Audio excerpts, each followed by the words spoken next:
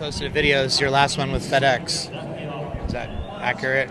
Yeah, just can't thank them enough for 19 years. It's been such a great relationship, and obviously, if you'd say at the very beginning, would you take 19 years in a row? With the presence they've had, absolutely. And so they've been part of my racing career, the whole thing in Cup, and so really happy to be able to represent them and all their employees. Are you confident about sponsorship? Are you confident about sponsorship for this car going forward? It's a work in progress. I mean, certainly the Gibbs team's working really hard and got some good talks going on, but we'll see what goes on next year. But obviously we got some great partners that have been with the team for quite some time now that you'll see some presence with. You've talked about how you've had a great relationship with FedEx, both on the track and off.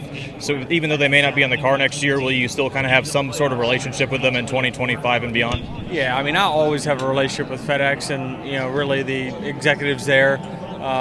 They've just been so good to me over the years and in my family and this team. So absolutely, I will still bleed purple. I don't know if you saw Reddick much of the day, but if you did, what did you? Did they just a little bit short? Speed. I mean, we're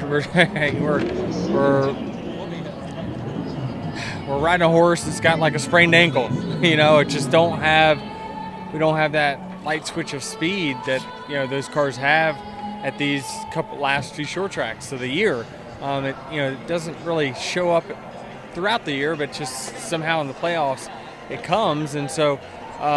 I thought they did a great job. We ran the 45 stuff all weekend. I thought it drove good. Just didn't have the speed that it needs to compete with those top couple cars. Is it tougher to take when a guy who was 15th in regular season points wins the title, or? I mean, you guys will talk about all that stuff, but I mean, it's a crazy scenario for sure. Wild ride. I don't understand how Penske's doing this. I mean, they find the speed somehow at the end of the year when it counts, and is it something that they're lying in wait and they're not showing it? Are they developing it? Nobody would have speed and not show it throughout the regular season in the playoffs, because the bonus points, we've seen these things come down to a point here, a point there, but NASCAR inspects the cars throughout the year. I don't know how much they inspect during the playoffs, but I don't know. You got to think that everything's straight up and legit unless they tell us otherwise. William Byron and just the progression you've seen out of him. Oh yeah, I mean Williams. You have to remember how young he is, how few of laps he has compared to a lot of other guys that he's racing against. If you look at his in-race, behind the wheel experience, and yet how fast he's progressed, how fast he's matured. Running for a championship last year, coming back this year, I just saw a huge step forward for he and the team, and man, they fought hard. So all of those things are lined up. He seems to make a habit of just coming on here in the last 10 races. Is there? I don't want to say it's not magic, but is there something that you guys have to look at? Like, gosh, we're so strong at the start of the year, and then it seems in the summer. We've looked at that, and we seem to do a really nice job through the off season when we have time to really analyze all the data.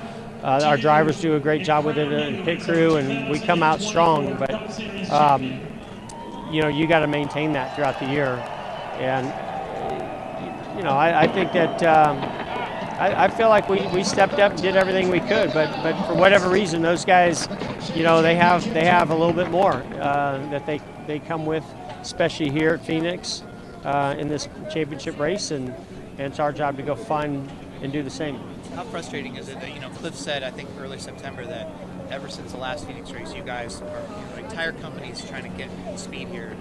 So, Penske can't win this over and over again. And, it's the same result. I mean, where do you go from here? How does the field stop Penske?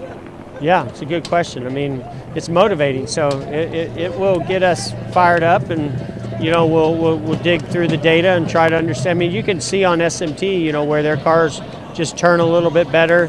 go into the throttle, and they are able to maintain that. Our guys are saying that, sometimes they're tight, sometimes they're loose, just don't have the speed. So we got to figure out how to find the speed. And what is this, third year or fourth year with this car? So we're kind of, our arms are a little bit tied behind our back of what we can go find, because I feel like we have done a great job extracting everything out of our Chevy. So and we're here racing for our championship, so you can't be too disappointed, but we want to win it too. And so we'll look at that, but it's pretty impressive what they've done.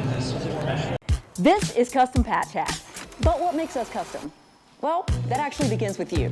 We're just bringing your unique vision to life. No knockoffs, no lookalikes. Your design is one of a kind. We know hats, we know design, and we know quality. The proof? It's in our production. Hand-stitched with precision and care, with brands you know and trust. A one-of-a-kind patch deserves a one-of-a-kind treatment, all the way to your doorstep. It's how we keep it custom. Steven Stumpf of Frontstretch.com here. Come back for more great racing videos, and if you like us, don't forget to hit that subscribe button.